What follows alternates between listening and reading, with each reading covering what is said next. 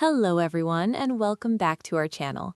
I am Emma, and I am joined today by my wonderful co-host, Tom. Hey there, Emma, and a big hello to all our listeners out there. I am so pumped for today's episode because we are talking about one of my absolute favorite things in the world, food. I knew you would say that, Tom. Today, we are focusing on a full step-by-step guide to ordering food at a restaurant. This is for all of you who might feel a little nervous when the waiter approaches the table. It can be really nerve-wracking, Emma. Even for me, if the restaurant is fancy or the menu is in a different language, I get those butterflies in my stomach. Exactly. So today, we are going to break it down. We will go through the arrival, the drinks, the main course, and even the bill. By the end of this 10-minute session, you will feel like a pro. So where do we start? Do we just walk in and grab a seat? Well, it depends on the restaurant, but usually the first person you meet is the host or hostess.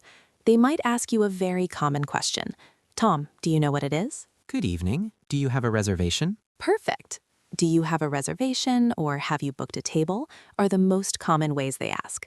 If you have, you just say, yes, it is under the name Emma. And what if I don't have a reservation? Sometimes I just decide to eat out at the last minute because I'm too lazy to cook. That happens to the best of us. In that case, you can say, no, we do not. Do you have a table for two? Or is there any space for two people? That sounds simple enough. And then they usually say, right this way, and lead you to your table, right? Exactly. Once you are seated, the next step is usually the drinks.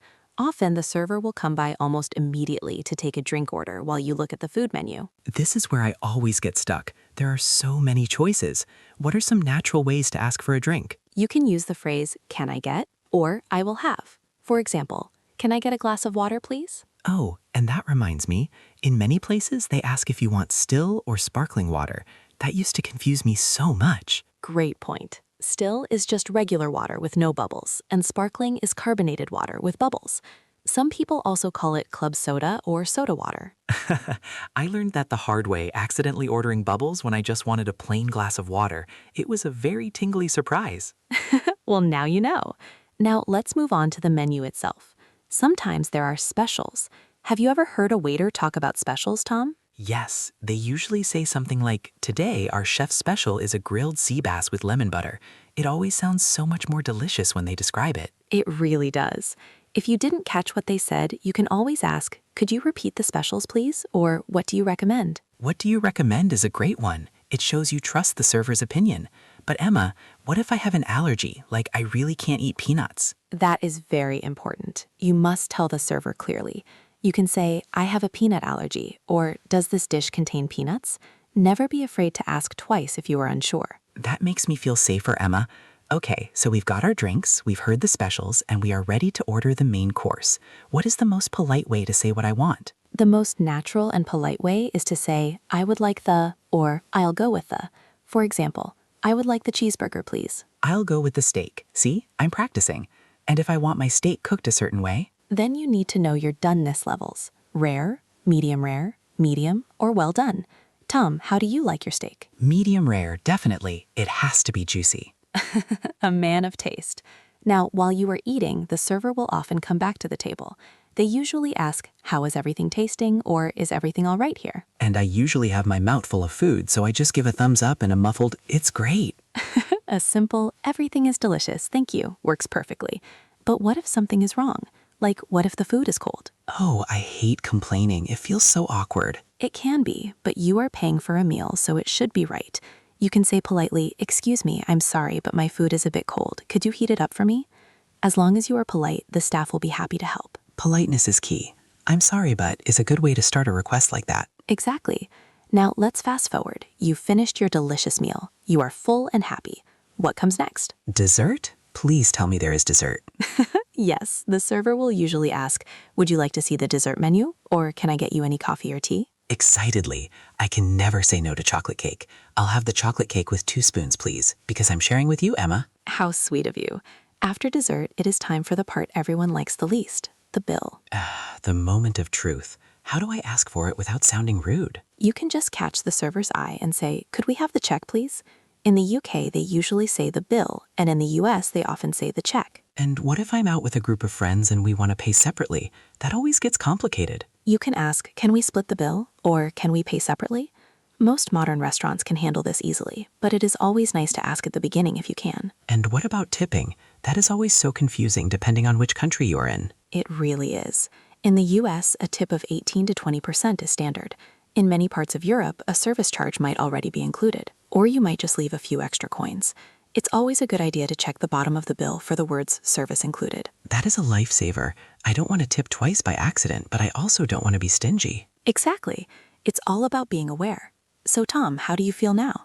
Do you think you could handle a dinner out in London or New York? I think I'm ready. I'll walk in, ask for my table, order my medium rare steak, and ask for the check like a professional. That's the spirit.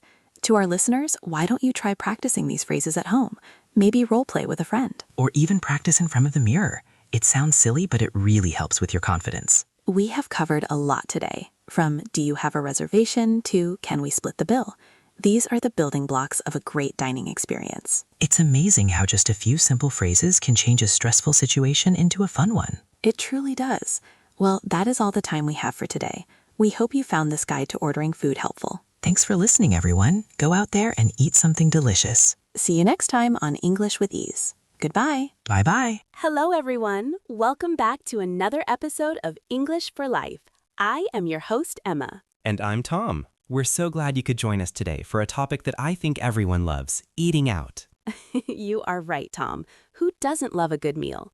But for English learners, ordering at a restaurant can be a little bit stressful, right? Oh, absolutely.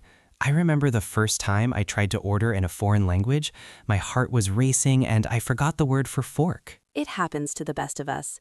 Today, we want to help you feel confident. We are going to walk through the entire process, from walking in the door to paying the bill. That sounds perfect. Let's start from the very beginning. Imagine we are walking into a nice, cozy bistro on a Friday night. I can see it now. The lights are dim and there's a lovely smell of garlic and herbs in the air. The first thing you usually see is the host or hostess at the front. Right, and they usually ask something like, "Do you have a reservation?" Exactly. If you did call ahead, you can say, "Yes, I have a reservation under the name Emma." And what if I didn't plan ahead? What if I just walked in because I was hungry? No problem. You can simply say, "Hi, we'd like a table for 2, please." Or, "Do you have any space for 3 people?" That sounds simple enough. Now, once we are seated, the waiter usually brings over the menus.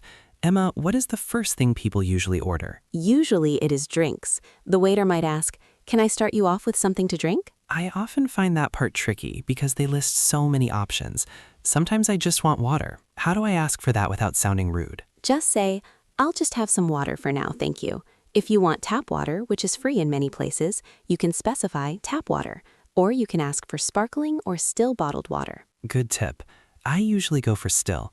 Now, let's look at the menu. This is where the real challenge begins. So many words. It can be overwhelming.